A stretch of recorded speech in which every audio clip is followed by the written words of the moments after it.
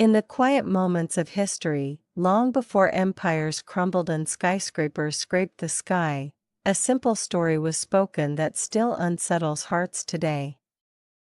It wasn't told with thunder or fire, but with a calm voice that understood something terrifyingly profound about the human soul. It is the story of a servant left alone, a house entrusted, and a master who delays his return. And the unsettling question that echoes through time is not when the master will come back, but who we become when no one is watching.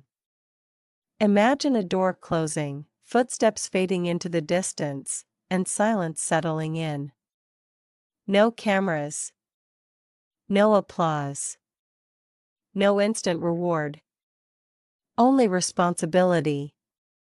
This is where the parable of the faithful servant begins, not in drama, but in waiting. The servant is not extraordinary.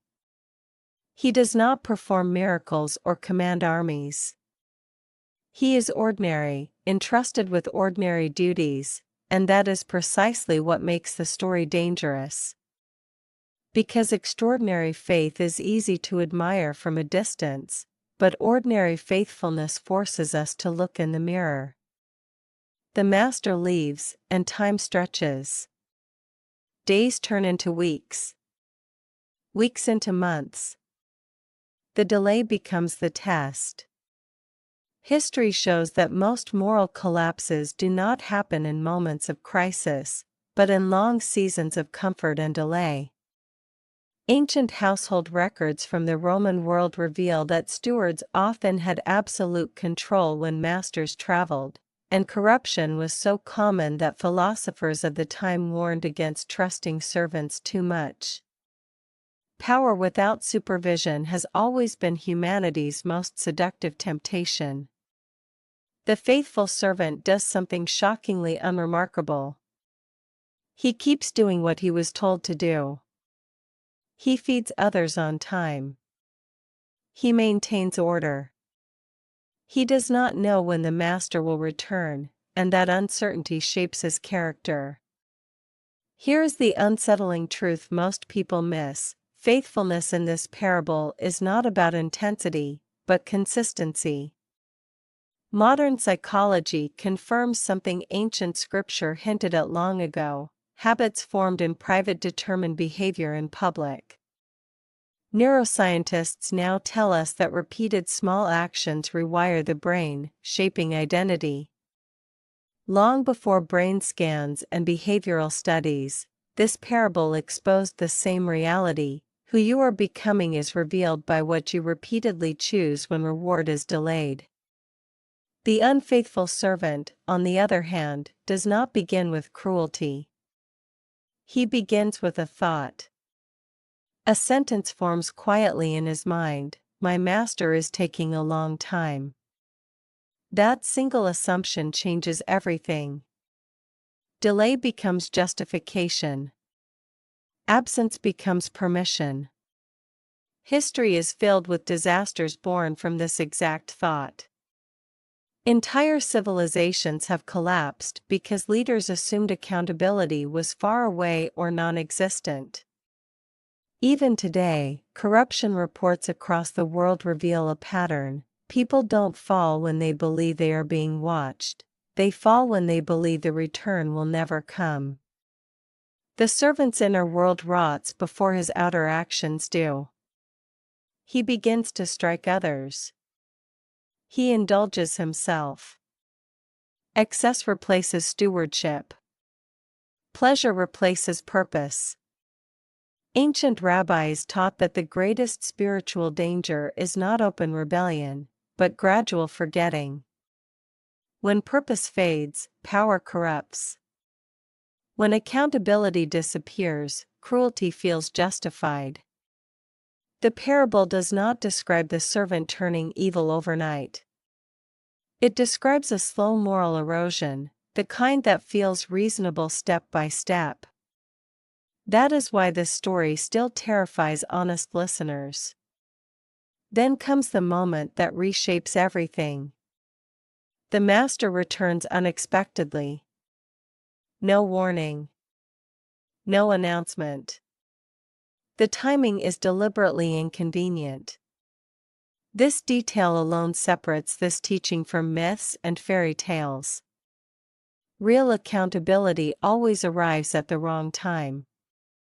Archaeological studies of ancient estates show that masters often returned suddenly to test loyalty, precisely because surprise revealed truth. Faithfulness that depends on prediction is not faithfulness at all. True character is exposed by surprise. The faithful servant is not scrambling. He is not performing. He is simply found doing what he was always doing. And this is the most shocking reward in the story. The servant is not merely praised. He is entrusted with more. Responsibility multiplies. Trust deepens. Joy expands. The message is radical and deeply uncomfortable. Heaven's reward system is not built on talent, charisma, or visibility, but on trustworthiness and obscurity. Modern culture celebrates those who rise quickly, but this parable celebrates those who endure quietly.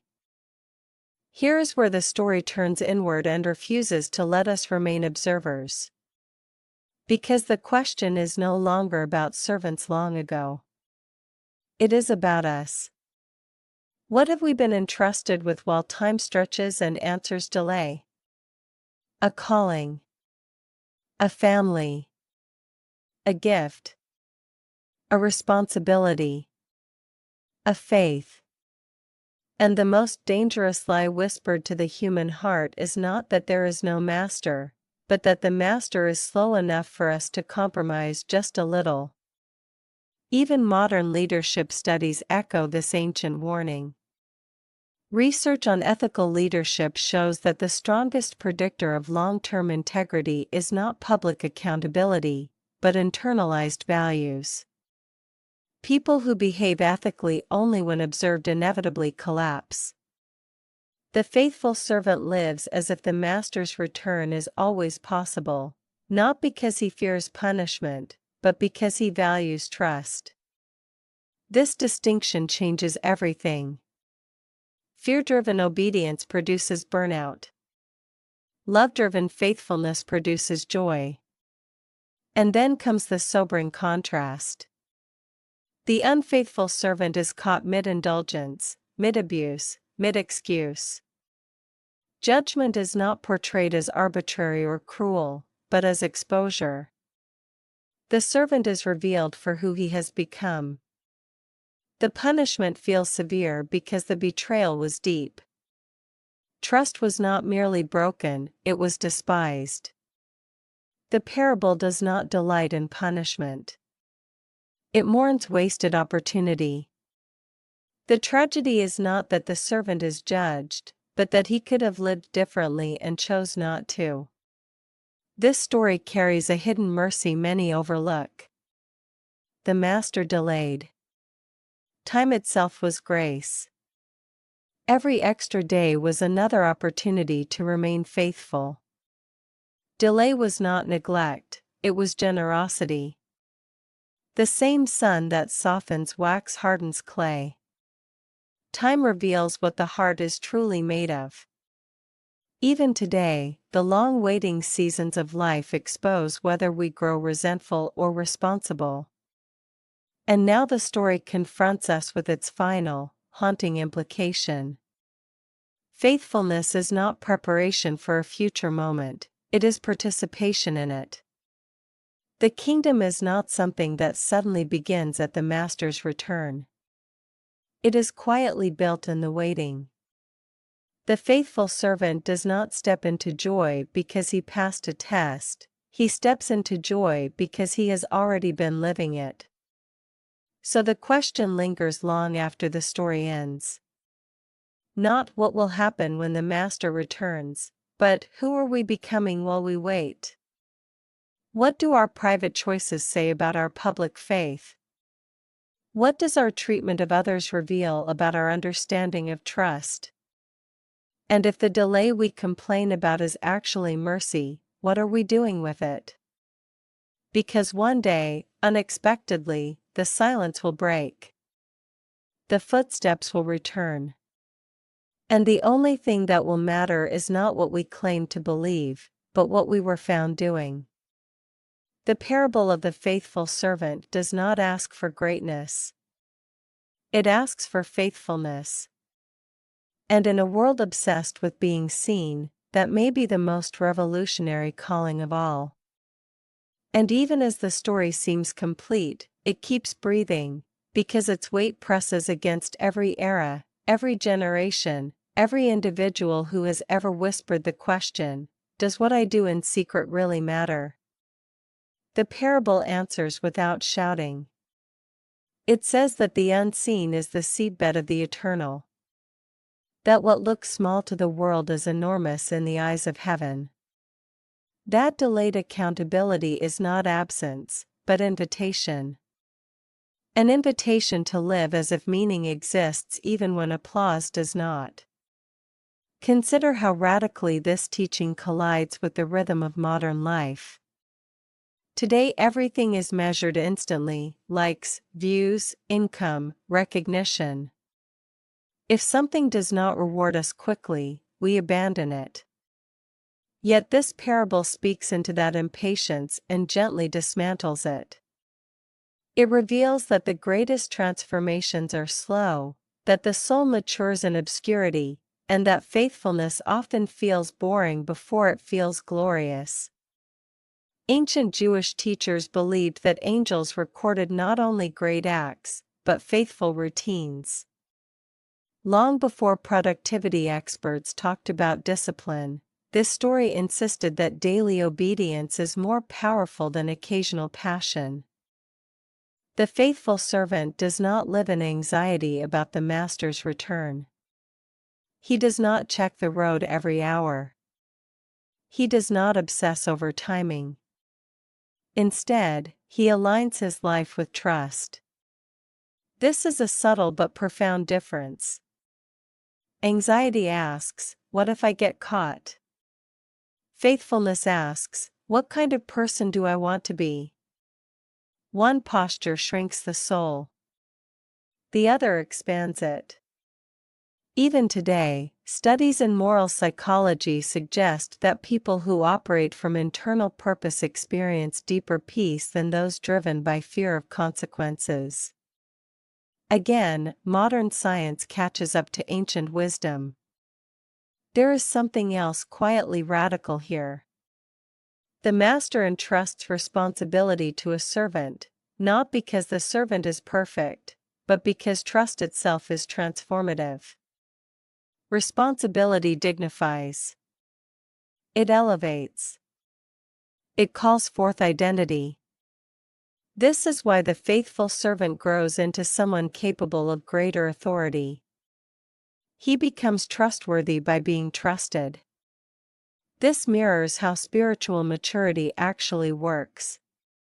We do not become faithful and then receive responsibility, we receive responsibility and become faithful through it. The waiting season is not wasted time, it is formation time. And notice this carefully: the faithful servant's joy does not begin at the reward. It begins long before. Joy is not added at the end, it is revealed.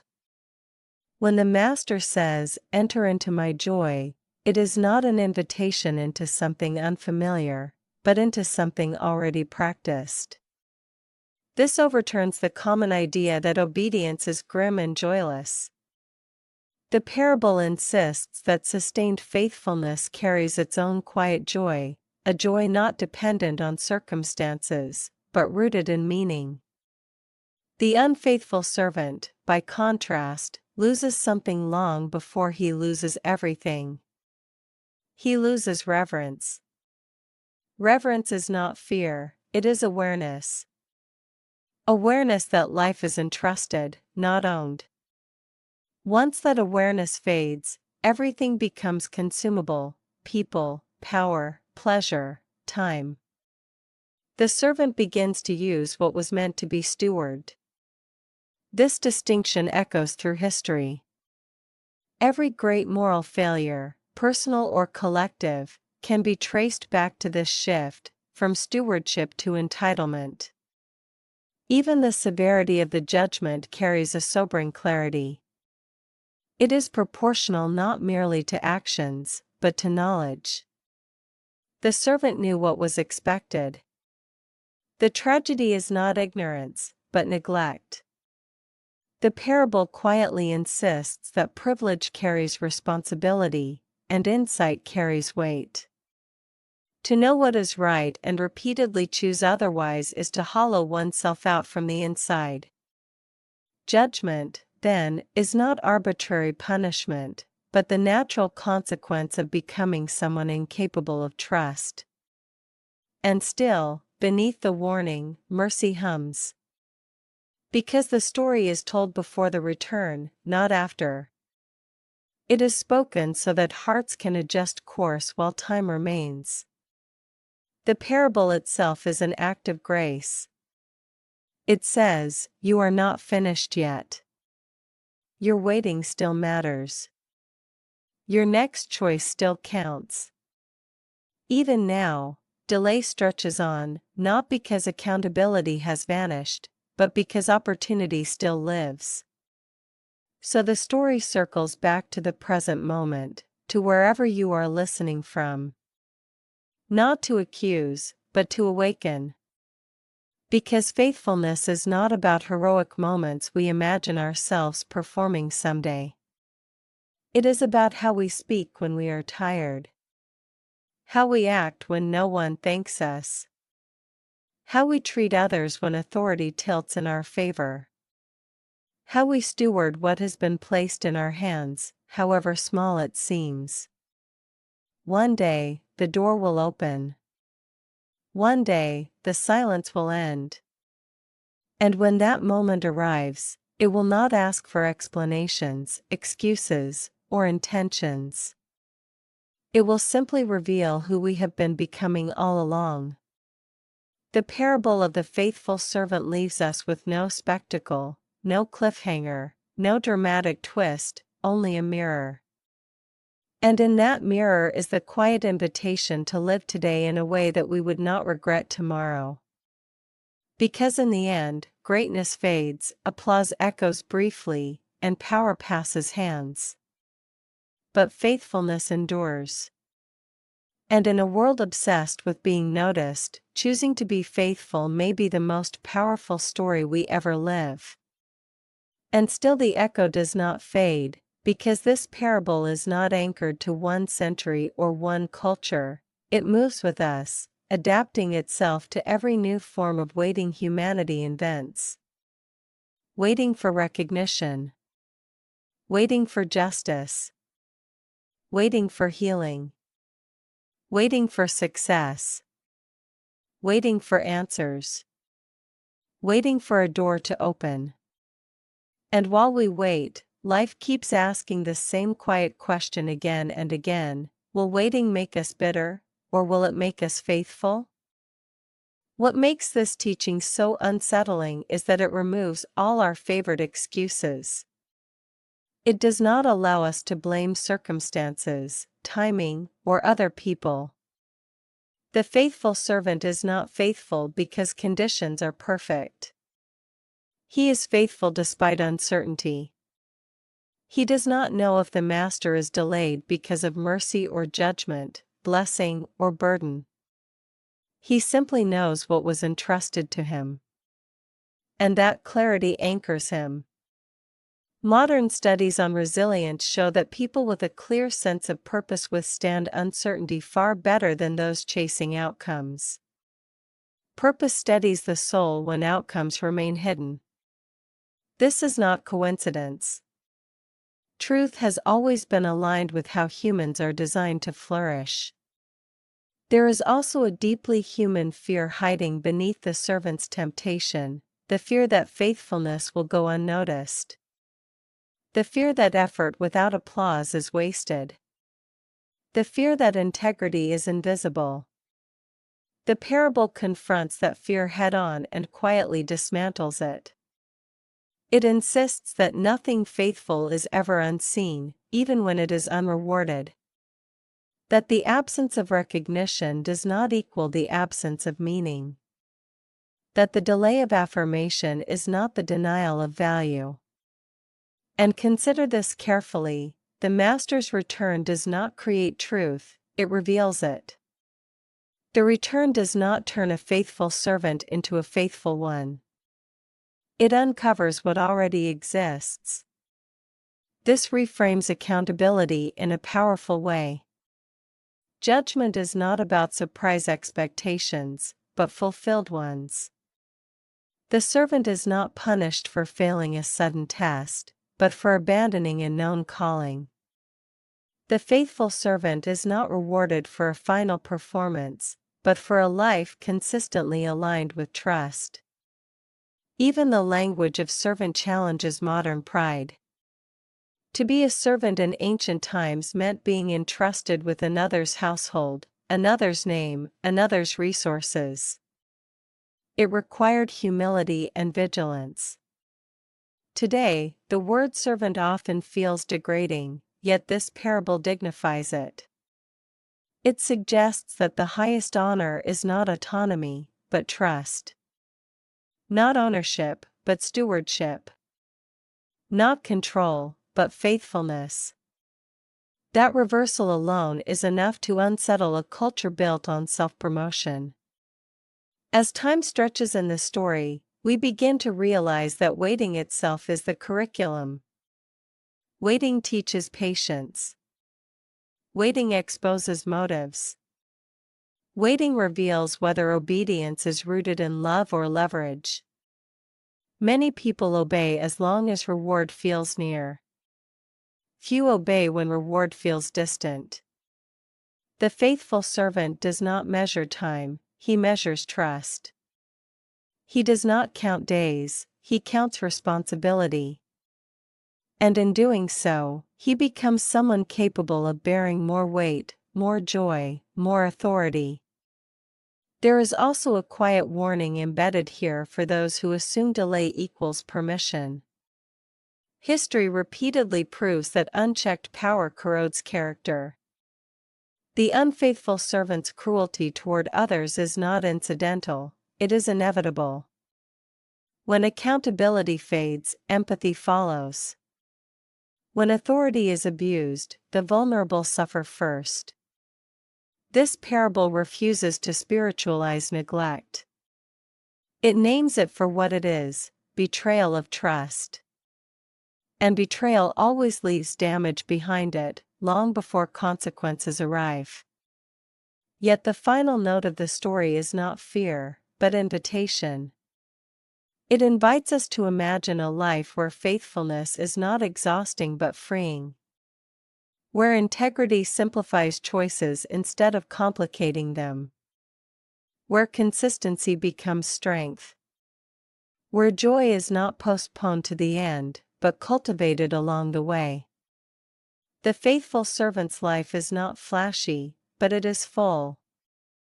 Not dramatic, but deeply meaningful. So the parable settles into us like a seed, refusing to let us remain passive listeners. It whispers that the smallest acts done with faithfulness outlast the loudest achievements done for attention. That who we are when no one is watching is who we truly are. And that someday, when waiting ends and the door opens, the greatest relief will not be reward, but recognition, the recognition that we lived aligned with our calling, that we did not betray what was entrusted to us, that we became people worthy of trust. And in that moment, when silence breaks and time finally answers, the faithful will not be shocked. They will be ready. Not because they predicted the moment, but because they lived as if meaning mattered every day before it arrived. And even now, as the story continues to unfold in the imagination, it presses closer, refusing to stay ancient or distant. Because the most uncomfortable realization is this: most of life is lived in the waiting room. Not in the climax. not in the reward, but in the quiet in-between. And this parable insists that the waiting room is not neutral ground. It is shaping us. Every delayed answer, every unnoticed effort, every ordinary day is chiseling something into our character. What makes the faithful servant remarkable is not that he never feels tired, tempted, or overlooked. It is that he does not allow those feelings to redefine his purpose. He understands something many never grasp, that faithfulness is not sustained by emotion, but by conviction. Emotions rise and fall. Convictions anchor. This is why the servant does not collapse when time stretches. He has settled the question of who he is before the pressure arrives. Long before the master returns, the servant has already chosen alignment over convenience. There is a hidden strength here that the world often misunderstands. Faithfulness looks passive from the outside, but internally it is fierce. It resists shortcuts. It refuses to exploit power. It guards integrity when compromise would be easier. It is strength under restraint. And history quietly honors this strength long after louder forms of power fade away. Empires built on force crumble. Lives built on faithfulness endure. The parable also exposes how easily we confuse delay with denial. When results don't arrive quickly, we assume something is wrong. We question the value of consistency. We flirt with the idea that bending the rules might speed things up. The unfaithful servant embodies that temptation. His failure is not ignorance of duty, but impatience with time. And impatience, left unchecked, always demands a sacrifice, usually of conscience first. But the faithful servant understands time differently. Time is not an enemy to be defeated, but a tool to be stewarded. Each day is an opportunity to reinforce trust. Each repetition strengthens identity. What begins as obedience slowly transforms into nature. Eventually, faithfulness no longer feels like effort, it feels like home. This is why, when the master returns, the faithful servant is not startled into action. He is already where he belongs. There is also something deeply healing about this vision of life. It frees us from the exhausting need to constantly prove ourselves. It whispers that consistency matters more than comparison. That we do not need to rush the process, because formation cannot be hurried. That becoming whole is more important than becoming impressive. In a world that measures worth by speed and visibility, this parable offers a counter-rhythm that restores the soul. And perhaps the most hopeful truth of all is this: faithfulness is available to everyone. It does not require special status, talent, or opportunity. It begins exactly where you are, with whatever has been placed in your hands. The servant is not judged against another servant's assignment, only his own. Comparison is absent from the story. Responsibility is personal. Trust is individual. This means no one is disqualified from living a meaningful life, no matter how small their sphere seems. So the story keeps walking beside us, through ordinary mornings and long nights, through unnoticed labor and silent prayers. It asks gently but persistently whether we are living as caretakers or consumers, as stewards or owners, as people preparing excuses or people cultivating trust.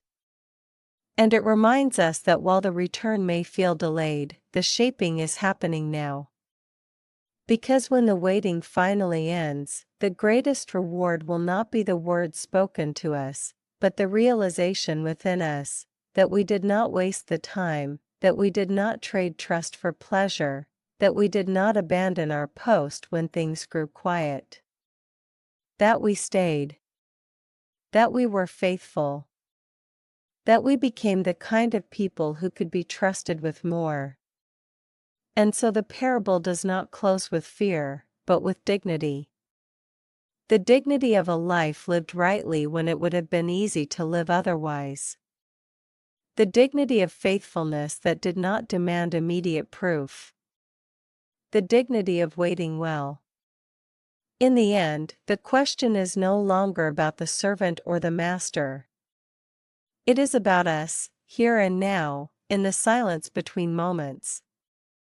And the invitation still stands: live in such a way that whenever the door opens, you will not need to change a thing. And then the story draws even closer to its source, because this parable was not spoken in isolation. It came from the mouth of Jesus himself, spoken not to impress the crowds, but to awaken those willing to listen beyond the surface. Jesus often taught this way, not giving answers that ended conversations, but stories that followed people home, that lingered in the mind while washing hands, walking roads, lying awake at night. He knew that truth forced too loudly can be resisted, but truth whispered through story slips past defenses and settles deep in the heart. When Jesus spoke of the faithful servant, he was teaching far more than behavior. He was revealing how the kingdom of God works in real life. Again and again, Jesus returned to the same theme: the kingdom does not arrive with spectacle, but with faithfulness. He spoke of seeds growing quietly underground, of leaven hidden in dough, of lamps kept burning through the night. All of them carried the same heartbeat. What is done faithfully in secret shapes what is revealed in glory. Jesus understood something about the human heart that still proves true today. We are tempted to live for the moment we think matters most, and neglect the long stretch in between. That is why he warned against hypocrisy, against performing righteousness for attention, against storing up treasures that rot while ignoring the soul. The faithful servant fits perfectly into this teaching. It is a portrait of someone who lives as if God's presence is constant, not occasional. As if obedience matters even when heaven feels silent. And when Jesus spoke of the Master returning at an unexpected hour, he was not trying to terrify his listeners. He was inviting them into freedom. Freedom from procrastinated faith. Freedom from conditional obedience. Freedom from the illusion that there will always be more time later. Jesus taught that the readiness he desires is not frantic, but faithful. Not anxious anticipation, but steady alignment. The servant who is ready is simply the servant who never stopped being true. Jesus often challenged people who assumed spiritual life was about dramatic gestures. He corrected them gently but firmly, saying that those who want to be greatest must become servants, that those who are faithful in little things are faithful in much, that those who lose their life for truth will find it. The faithful servant embodies all of this. He is great without seeking greatness. He is ready without knowing the hour. He is rewarded not because he chased reward, but because he honored trust. And then there is the deeper layer that Jesus' listeners would have felt immediately. In calling God a master who entrusts responsibility, Jesus was revealing a God who believes in his servants. A God who dignifies humans by involving them in his work. This is not a distant ruler looking for failure, but a Lord who delights in faithfulness. The joy the master shares with the servant is not transactional, it is relational. It is the joy of shared purpose, shared values, shared trust. Jesus' teachings consistently confronted the idea that spirituality is separate from daily life. He brought holiness into kitchens, fields, marketplaces, households. The faithful servant is holy not because he withdraws from the world, but because he serves faithfully within it. This is why the parable remains so relevant. It does not require escape from ordinary life. It transforms ordinary life into sacred ground. And when Jesus spoke of the unfaithful servant's fall, it was not to shame, but to warn with compassion. He knew how easily people justify harm when they believe accountability is distant. He knew how power distorts when love disappears. His warning was an act of mercy, saying in effect, do not let waiting turn you into someone you never intended to become. Stay awake. Stay aligned. Stay faithful. Jesus never separated watchfulness from love. To watch was not to live in fear, but to live in attentiveness. To be awake was to be aware that every moment carries weight, that every choice shapes the soul. This is why his teaching so often ended without neat conclusions. He wanted listeners to carry the tension, to feel the responsibility, to respond personally.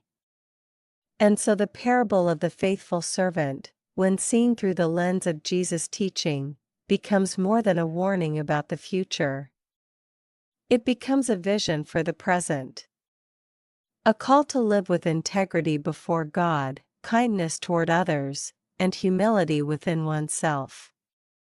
A call to resist the lie that faithfulness is wasted. A call to trust that God's timing, though mysterious, is never careless. In the end, Jesus' teaching leads us to a quiet but powerful realization. The greatest preparation for the kingdom is not prediction, but practice. Not speculation, but stewardship. Not fear of judgment, but love for trust. And when the waiting finally ends, those who lived this way will not need to be summoned into joy. They will recognize it instantly, because they have been walking in its direction all along. And still, the weight of Jesus' teaching does not loosen its grip, because he never intended this parable to remain an idea. He intended it to become a way of life.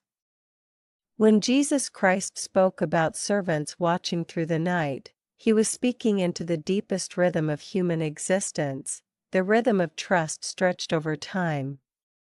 He knew that most people fail not because they reject truth outright, but because they grow weary of carrying it without visible reward.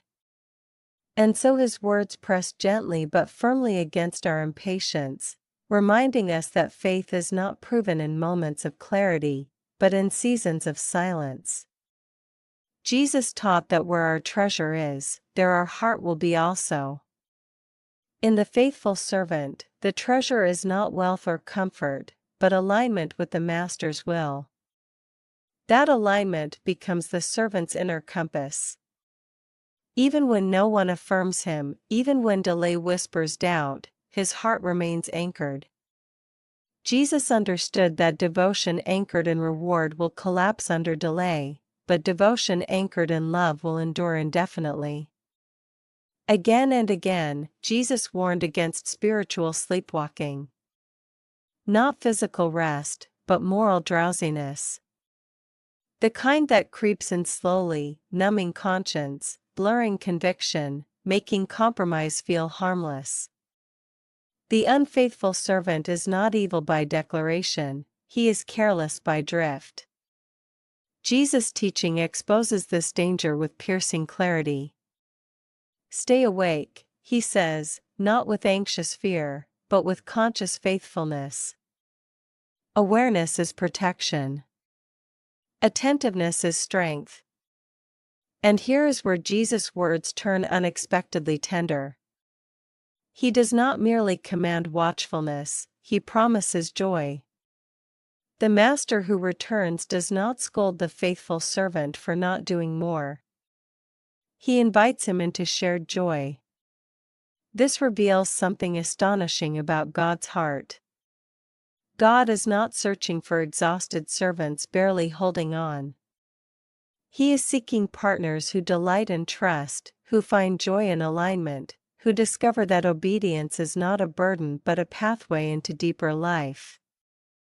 Jesus' own life embodies this teaching. He lived faithfully when misunderstood, obedient when unseen, committed when abandoned.